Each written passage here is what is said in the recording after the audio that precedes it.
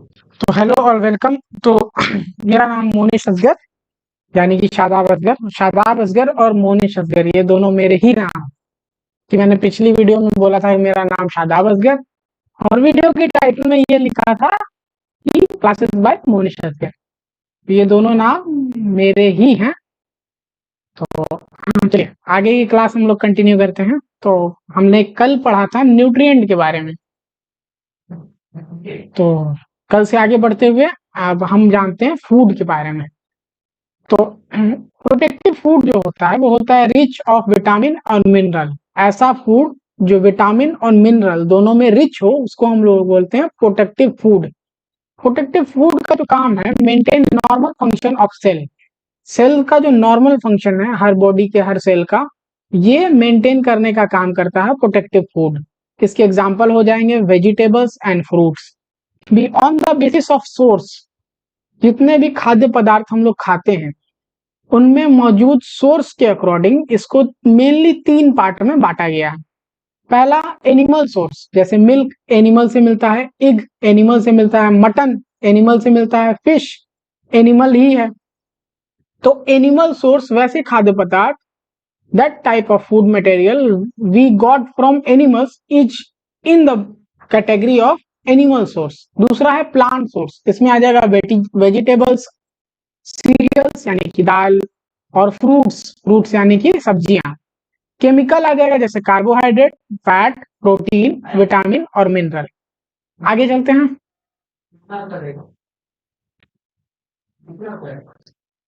All kind of food have nutrient. ठीक है, nutrients होता है organic and inorganic complaints that present in edible substance. Nutrients वो हैं ऑर्गेनिक और इनऑर्गेनिक कॉम्प्लेक्स जो कि एडिबल सब्सटेंस में मौजूद हो उनको बोलते हैं न्यूट्रिएंट्स। ये हम लोग पढ़ चुके हैं। दो टाइप होते हैं, मैक्रोन्यूट्रिएंट्स और micronutrients. These makes main bulk component of your diet, requirement is minimum. ठीक है, इनका डायरेक्ट ऑब्जर्प्शन होता है, इनको पहले डाइजेस्ट करना पड़ेगा फिर ऑब्जर्प्शन होगा। एग्जाम्पल में कार्बोहाइड्रेट, फैट, प्रोटीन, और इसका एग्जाम्पल में विटामिन और मिनरल। ये हम लोग पहली क्लास जो हमने की थी न्यूट्रिशन की, न्यूट्रिएंट्स के बारे में, तो उसमें हम लोग ये सेम चीज पढ़ चुके हैं। तो मुझे नहीं लगता इस पेज पे ज्यादा डिस्कस करने की जरूरत है। आगे चलते हैं। कार्बोहाइड्रेट जो होता है 50 से 70% टोटल डाइट का होता है और 1 ग्राम कार्बोहाइड्रेट के डाइजेशन से 4 किलो कैलोरी एनर्जी रिलीज होगी। वैसे ही अगर हम बात करें फैट की, तो फैट के एक एटम के डिस्ट्रक्शन से, एक एटम के डाइजेशन से, एक एटम के पाचन से 15 से 20% टोटल डाइट में होता है और एक एटम के टूटने से 9 किलो कैलोरी ऊर्जा निकलती है। प्रोटीन की बात करें तो उसके एक एटम के टूटने से, 1 ग्राम एटम के टूटने से, सॉरी एक बोल रहा हूं मैं, 4 किलो कैलोरी उष्मा निकलती है और ये हमारी टोटल डाइट का 10 से 15% होता है। तो अगर हम अप्रोक्स लगा लें तो 50 से 70% हो गया कार्बोहाइड्रेट, 15 से 20 फैट और प्रोटीन 10 से 15। और यही जो है हमारी बैलेंस्ड डाइट है। एक दिन में हमें इतने प्रतिशत में चीजों को ग्रहण करना चाहिए। अप्रॉक्सीमेट प्रिंसिपल मैक्रोन्यूट्रिएंट का अप्रॉक्सीमेट प्रिंसिपल यही है। ठीक है, आगे की तरफ चलते हैं। तो आगे है carbohydrate also known as saccharide या शुगर। पहली बात, इनऑर्गेनिक कंपोनेंट है जो कि फॉर्म होता है कार्बन, हाइड्रोजन और ऑक्सीजन से। ठीक है, मोस्ट अबंडेंट इन नेचर। कुदरत में, प्रकृति में सबसे ज्यादा न्यूट्रिएंट वाला मटेरियल जो है वो कार्बोहाइड्रेट ही है जो कि सबसे प्रचुर मात्रा में पाया जाता है। मेजर पोर्शन ऑफ डाइट, जैसे हम लोग पिछली स्लाइड में देखा था, यहाँ पे जैसा हमने पिछली स्लाइड में देखा था ऊपर कि 50 से 70% टोटल डाइट का क्या है, कार्बोहाइड्रेट। तो वही बात का जिक्र हम यहाँ पे कर रहे हैं कि मोस्ट अबेंडेंट इन नेचर और मेजर पोर्शन होता है डाइट का। ठीक है, अगर टाइप्स की बात करें तो मोनोसैकराइड, ओनली 1 शुगर होते हैं मॉलिक्यूल के। एग्जाम्पल में आ गया ग्लूकोज, फ्रुक्टोज और लैक्टोज। डाइसैकराइड 3 से 10 मॉलिक्यूल होते हैं, 2 मॉलिक्यूल्स ऑफ शुगर, या इसी को बोलते हैं ओलिगोसैकराइड, तो 3 से 10 मॉलिक्यूल। डाइसैकराइड जिसमें 2 मॉलिक्यूल होते हैं शुगर के। ठीक है, एग्जाम्पल में माल्टोज जिसमें 2 मॉलिक्यूल होते हैं ग्लूकोज और ग्लूकोज के।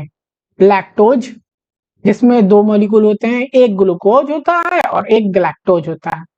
फिर आगे की बात करें सुक्रोज, ये बना होता है ग्लूकोज और फ्रुक्टोज से, ग्लूकोज और फ्रुक्टोज से। ठीक है, आगे चलते हैं।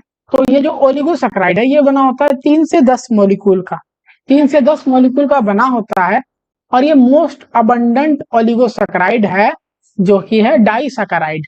मोस्ट अबंडेंट ओलिगोसैकेराइड जो है वो डाइसैकेराइड है। तो मुझे नहीं लगता। पॉलीसैकेराइड की बात करें, अगला एग्जांपल, जो 10 से ज्यादा मॉलिक्यूल्स जब अटैच होंगे तो हम उनको बोलेंगे पॉलीसैकेराइड। पॉलीसैकेराइड के एग्जांपल है स्टार्च, आइनुलिन और डेक्सट्रीन। स्टार्च, आइनुलिन और डेक्सट्रीन। आगे चलते हैं। मोनोसैकेराइड क्लासिफिकेशन के बेसिस पे सिंपलेस्ट कार्बोहाइड्रेट है, स्वीट इन टेस्ट, चखने में स्वीट। ग्लूकोज लो, आपके घर में होता है ना ग्लूकोज, किसी को ग्लूकोज, तो वो ग्लूकोज हाथ पे डालो और चखो, कैसा लगेगा? मीठा लगेगा। तो ये मीठा होता है, वाटर सोल्युबल होता है, पानी में घुल जाता है, कलरलेस होता है, कोई कलर नहीं होता है। Classification depend upon carbon number, carbon number के आधार पर उसको बांटा गया है। जैसे 2 कार्बन का होगा तो बायोज बोलेंगे, 3 कार्बन का होगा ट्रायोज बोलेंगे, 4 कार्बन का होगा टेट्रोज बोलेंगे, 5 कार्बन का होगा पेंटोज बोलेंगे। ठीक है, इसके बाद बात करते हैं मोस्ट अबंडेंट मोनोसैकेराइड जो होता है वो हेक्सोज होता है। मोस्ट अबंडेंट मोनोसैकेराइड कौन होते हैं? हेक्सोज। तो मुझे लगता है ये भी स्लाइड्स हो गई, आगे चलते हैं। आगे है glucose, also known as grape sugar या डेक्सट्रोज के नाम से जानते हैं, जिसका अक्सर इस्तेमाल होता है हॉस्पिटल सेटिंग में। जैसे आप D25 दे रहे हैं उसमें भी डेक्सट्रोज है, D10 दे रहे हैं उसमें भी डेक्सट्रोज है। ये बना है ओलिगोसैकेराइड और पॉलीसैकेराइड से।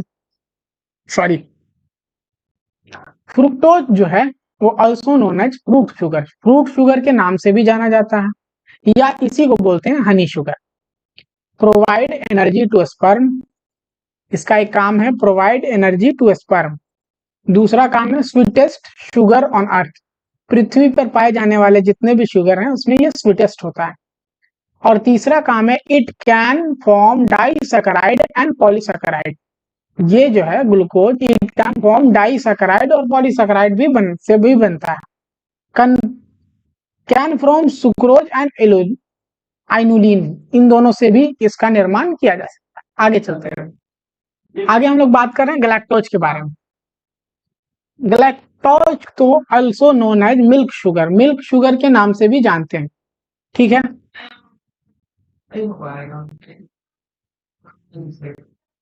और लैक्टोज ग्लूकोज प्लस गैलेक्टोज का बना होता है लैक्टोज, इसको मिल्क शुगर भी बोलते हैं। हेल्थियर टू डाइजेस्ट गैलेक्टोज, ये ब्रेस्ट फीड बेबी जो है, जो बच्चा नया नया भी पैदा हुआ है और अगर वो माँ का दूध नहीं पचा पा रहा है, मतलब क्या है, गैलेक्टोज को नहीं पचा पा रहा है, तो इस बीमारी को बोलते हैं गैलेक्टोसीमिया। गैलेक्टोसीमिया, और गैलेक्टोसीमिया क्यों होती है? लिवर में एक एंजाइम है G1PUT, G1PUT, ये एंजाइम की कमी से ये लिवर एंजाइम नहीं बना पाता है, उसकी कमी से जो दूध है वो डाइजेस्ट नहीं हो पा रहा है। और G1PUT क्या है? ग्लैक्टोज 1 फॉस्फेट यूरिडी ट्रांसफरेज, इस एंजाइम की कमी हो जाती है। आगे चलते हैं हम लोग। अब हम लोग बात करेंगे मोनोसैकेराइड के बारे में, हम लोग बात कर चुके हैं। अब हम लोग बात करेंगे ओलिगोसैकेराइड के बारे में। तो ओलिगोसैकेराइड जो है मोस्ट अबंडेंट ओलिगोसैकेराइड क्या होते हैं? डाइसैकेराइड, ये हम लोग ने पहली ही स्लाइड पे पढ़ लिया था। पहला इसका टाइप है माल्टोज, इसको माल्ट शुगर के नाम से भी जानते हैं। आलू में होता है, पोटैटो में। फॉर्म किससे बना होता है? ग्लूकोज और ग्लूकोज से। फॉर्म किससे बना होता है? स्टार्च से। अगली बात करते हैं लैक्टोज के बारे में। It is milk sugar, milk sugar के नाम से जानते हैं, या इसको लैक्ट शुगर के नाम से भी जानते हैं। लैक्ट मतलब मिल्क। फॉर्म वाई किससे बना होता है? ग्लूकोज और गैलेक्टोज से। आगे चलते हैं। सिंथेटिक लैक्टोज जो है, synthetic lactose also known as lactulose, lactulose के नाम से भी जानते हैं सिंथेटिक लैक्टोज को। इसका इस्तेमाल स्टूल सॉफ्टनर में किया जाता है। ये क्या करता है? अमोनिया के लेवल को घटाता है। यूज एंड हेपेटिक इंसेफेलोपैथी, ये एक बीमारी है लीवर से रिलेटेड, उसमें इसका यूज होता है। अगर आप लोग पहले से किसी हॉस्पिटल वगैरह में काम कर रहे होते हैं, जो कि मैं करके आया हूँ, तो अक्सर आईसीयू में ये होता है कि सुबह-सुबह हर पेशेंट से पूछा जाता है कि माता जी या जो भी हैं आप, पेट साफ हुआ है आपका? और अगर साफ हुआ है तो ठीक, नहीं साफ हुआ है तो हम लोग ये सिरप जनरली डॉक्टर जो है एडवाइस कर देते हैं लैक्टुलोज की। वो क्या करेगा? स्टूल को सॉफ्ट करेगा जिससे करने में आसानी हो। अमोनिया था NH3, लैक्टुलोज उस पे काम किया, उसको अमोनियम आयन में कन्वर्ट कर दिया। अब ये अमोनियम आयन को शरीर से बाहर निकालना उसकी बनिस्बत आसान है। ठीक है, अब हम लोग आगे की तरफ बढ़ते हैं। सुक्रोज, जिसको also known as cane sugar या बीट शुगर के नाम से भी जानते हैं। सुक्रोज को हम लोग केन शुगर या बीट शुगर के नाम से भी जानते हैं, या इसको टेबल शुगर के नाम से जानते हैं। बना किसका होता है? ये ग्लूकोज और फ्रुक्टोज का बना होता है। बना किसका होता है? ये ग्लूकोज और फ्रुक्टोज का बना होता है। It is use as a artificial sweetener. जो सॉफ्ट ड्रिंक आप पीते हैं उनको स्वीटनर, स्वीट कराने के लिए इसका इस्तेमाल होता है सुक्रोज का। सिंथेटिक सुक्रोज, अब यहां देखो सुक्रोज का इस्तेमाल आर्टिफिशियल स्वीटनर में होता था, तो सिंथेटिक सुक्रोज का भी इस्तेमाल आर्टिफिशियल मीठा करने के लिए होगा। तो सुक्रालोज जो है use as a sweetener for diabetic patient, don't digest and absorption. ये मीठा तो होता है पर इसका डाइजेशन और अब्जॉर्प्शन नहीं होता है। तो आप sugar free gold, sugar free gold, sugar free नाम की एक दवाई आती थी बहुत पहले। तो मेरे बच्चों, इसका इस्तेमाल ऑल शुगर प्रोडक्ट में, जो भी शुगर फ्री प्रोडक्ट है जो डायबिटिक पेशेंट को हम देंगे तो उसमें इसका इस्तेमाल होता है। फायदा क्या है तो मीठा, जबान पे मीठा होगा पर वो ना डाइजेस्ट होता है ना एब्जॉर्ब होता है। तो आपका ब्लड शुगर लेवल को डिटरमाइन, ब्लड शुगर लेवल को बढ़ाना घटाना इसके बस का बात ही नहीं है। तो एंड ऑफ द डे हमें मीठा ही करना था ना। जबान टेस्ट। फिर आगे बात करते हैं हम पॉलीसैकेराइड के बारे में। बच्चों, इसमें 10 से ज्यादा शुगर के मॉलिक्यूल प्रेजेंट होते हैं, ये हम लोग पहले ही पढ़ गए हैं। इसमें हम दो पार्ट में डिवाइड करके पढ़ते हैं, एक बोलते हैं होमोपॉलीसैकेराइड, एक हेटेरोपॉलीसैकेराइड। अगर सारे शुगर एक ही सिमिलर टाइप के बने होंगे तो उसको हम होमोपॉलीसैकेराइड बोलेंगे। अगर डिफरेंट डिफरेंट टाइप के मोनोसैकेराइड मॉलिक्यूल्स मिलकर ये बना होगा तो उसको हम लोग बोलेंगे हेटेरोपॉलीसैकेराइड। एग्जाम्पल देख लीजिए, स्टार्च, ग्लाइकोजन, आइनुलिन और डेक्स्ट्रिन। इधर एग्जाम्पल देख लीजिए, हिपेरिन, हाइरू हाइलुरोनिक एसिड और कॉन्ड्रियन सल्फेट, ये इसके एग्जाम्पल हो गए। अब हम बात करें आइनुलिन की, तो use to detect kidney function test by measuring glomerular filtration rate, GFR। ये कैसे करते हैं ये हम लोग आगे पढ़ेंगे। ठीक, आगे बढ़ते हैं। Function of carbohydrate, 1 gram carbohydrate में 4 किलो कैलोरी ऊर्जा होती है। डेली रिक्वायरमेंट 50 से 70% है। RDA जो होता है 300 ग्राम ml पर डे। RDA का मतलब रिकमेंडेड डाइट एब्योरेंस, मतलब एक दिन में इंसान को कितना चाहिए। ठीक है, मिनिमम RDA जो है कार्बोहाइड्रेट का 100 ग्राम पर डे है। 100 ग्राम पर डे आपको कार्बोहाइड्रेट चाहिए टू प्रिवेंट कीटोसिस, कीटोसिस से रोकने के लिए। प्रोटीन सेफरिंग एक्शन है इसका। मिनिमम वेस्ट प्रोडक्शन है, क्योंकि 91.5% कार्बोहाइड्रेट का यूटिलाइजेशन हो जाता है। मैंने आपको पहली क्लास में बताया था कि quick source of energy, energy in pocket जो होता है वो कार्बोहाइड्रेट होता है। तो अगर सबसे पहले कोई ऊर्जा का मात्रक है जो खर्च हो रहा है तो वो आपका कार्बोहाइड्रेट है। तो इसका वेस्ट नहीं बनेगा क्योंकि सारा का सारा यूज हो जाता है। सोर्स क्या है इसके? सीरियल्स, पोटैटो, बनाना, ये सब कार्बोहाइड्रेट रिच सोर्स है। अब आगे बढ़ते हैं।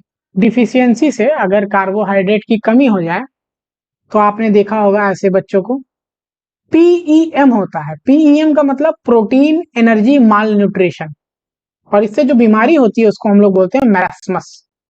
मैरास्मस नाम का बीमारी हो जाता है। अगर एक्सेसिव खा रहा है तो फॉर्मेशन ऑफ ट्राइग्लिसराइड होगा, जिसकी वजह से पेशेंट क्या होगा? ओबेज हो जाएगा, मोटा हो जाएगा।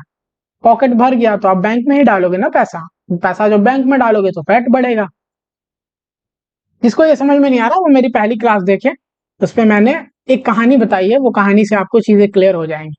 डाइजेशन ऑफ कार्बोहाइड्रेट दो तरीके से होता है, एक मैकेनिकल होता है और एक केमिकल होता है। मैकेनिकल चीविंग और ग्राइंडिंग से, विदाउट एंजाइम, कोई एंजाइम इस्तेमाल नहीं किया जाएगा। और chemical digestion, digestion with the help of enzyme.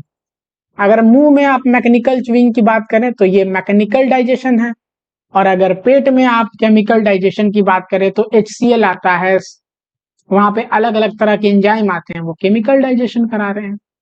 आगे बढ़ते हैं। In mouth salivary gland release salivary amylase, या इसी को टाइलिन एंजाइम बोलते हैं। वो क्या करता है, कार्बोहाइड्रेट को, स्टार्च को माल्टोज में कन्वर्ट कर दिया। तो एक तो मुंह भी कर रहा था और एक ये केमिकल डाइजेशन भी हो गया। नोट, नोट लगा के एक बात लिखनी है, लिखना है कि only boiled starch can digest into mouth. कहने का मतलब ये है कि सिर्फ वैसा स्टार्च जो बॉईल किया गया है वही माउथ में एब्जॉर्ब या डाइजेस्ट हो सकता है।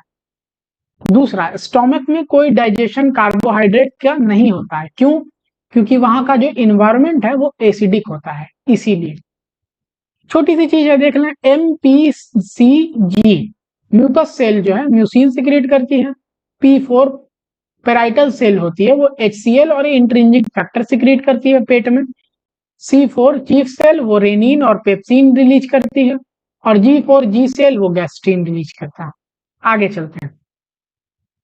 इन इंटेस्टाइन, यानी अगर हम बात कर रहे हैं आंतों की, तो पैनक्रियाटिक अमाइलेज, इंटेस्टाइनल जूस, ये हेल्प करता है डाइजेशन के, किसके डाइजेशन में, कार्बोहाइड्रेट के। क्यों? क्योंकि वहां एसिडिक माहौल था, और ये सेक्रेशन जहां छोटी आंत में गिरा तो ये उस इन्वायरमेंट को जो कि पहले से एसिडिक था उसको बेसिक नेचर का बना देगा।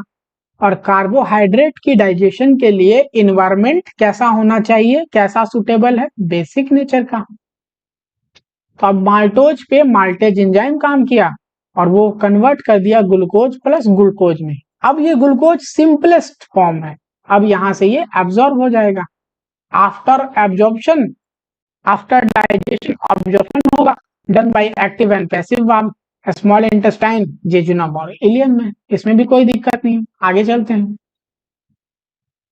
आगे में है कार्बोहाइड्रेट का मेटाबॉलिज्म। दो तरीके से होता है, एक कैटाबॉलिज्म होता है और एक एनाबॉलिज्म होता है। कैटाबॉलिज्म मतलब ब्रेकडाउन, जब कोई लंबे मॉलिक्यूल्स को छोटे छोटे भाग में डाइजेस्ट करेंगे तो उसको बोलेंगे कैटाबॉलिज्म। और आप छोटे छोटे भागों को जोड़ के कोई बड़ा मॉलिक्यूल बनाएंगे तो उसको बोलेंगे एनाबॉलिज्म। ग्लूकोज पे इंसुलिन काम करता है, ग्लूकोज पे इंसुलिन काम करेगा और ग्लूकोज को कन्वर्ट कराएगा ग्लाइकोजन में, और फिर ग्लाइकोजन स्टोर हो जाएगा। जब भी ग्लूकोज लेवल कम होगा ग्लाइकोजन पे ग्लूकागोन काम करेगा और उसको कन्वर्ट कराएगा ग्लूकोज में। Glucose transfer into cell with the help of insulin, break down of glucose and generate ATP. ATP क्या है, हमारे बॉडी में जो एनर्जी की करेंसी है वो एटीपी है। All process done in EMP, EMP में सारा प्रोसेस होता है। It complete in cytosol, cytosol में फिर होता है। There are 3 stage of present in EMP, एक होता है ग्लाइकोलाइसिस, दूसरा होता है लिंक चैन रिएक्शन, तीसरा होता है कर्ब साइकिल। एरोबिक और एनारोबिक दो तरह के डाइजेशन होते हैं। 36 से 38 एटीपी बनता है एरोबिक रेस्पिरेशन में, generate by single molecule of sugar. और एनारोबिक की बात करें तो 2 एटीपी बनते हैं, process by single molecule of sugar. Glycolysis क्या होता है, ब्रेक डाउन ऑफ ग्लूकोज। पहला एरोबिक कंडीशन है, यानी ऑक्सीजन की उपस्थिति में ग्लूकोज जो है पाइरूवेट में चेंज होगा। इन प्रोडक्ट ऑफ ग्लाइकोलाइसिस क्या है, पाइरूवेट। ग्लाइकोलाइसिस अगर हार्ट में होता है तो 8 एटीपी, और ग्लाइकोलाइसिस अगर अदर ऑर्गन में होता है तो 6 एटीपी। एरोबिक ग्लाइकोलाइसिस है ये। दूसरा, अगर ऑक्सीजन नहीं रहेगा तो एनारोबिक होगा। ग्लूकोज पाइरूवेट में तो कन्वर्ट तो होगा, पर एक और प्रोडक्ट बनाएगा एटीपी के साथ जिसको बोलते हैं लैक्टिक एसिड। कभी कभी आपने देखा होगा कि जरूरत से ज्यादा आप एक्सेसिव एक्सरसाइज कर लेते हैं, जैसे जिम उम ज्वाइन किए और बहुत जोश था कि नहीं यार बॉडी बनेगी, कभी जमाने में मैं भी किया था, तो एक दिन जाके ज्यादा ही डंबल उम्बल उठा लिया, तो आपसे के शरीर को, आपकी मांसपेशियों को, आपके मसल्स को ज्यादा काम करना पड़ा।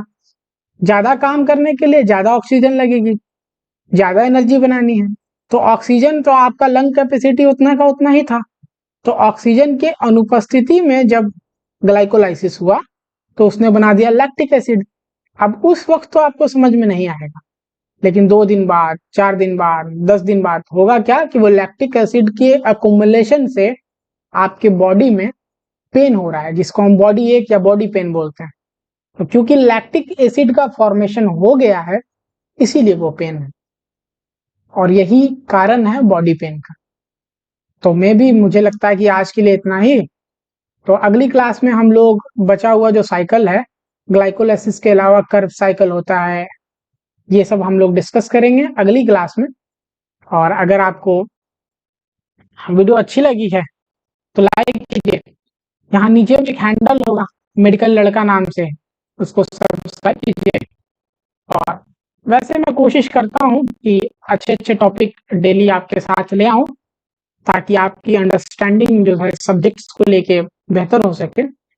और अगर आपको किसी टॉपिक में कोई चीज समझने में कोई दिक्कत हो, तो मैं उस मुतालिक भी सोच रहा हूँ। मुझे पता नहीं कि कौन सा सब्जेक्ट का कौन सा टॉपिक किसके लिए होगा।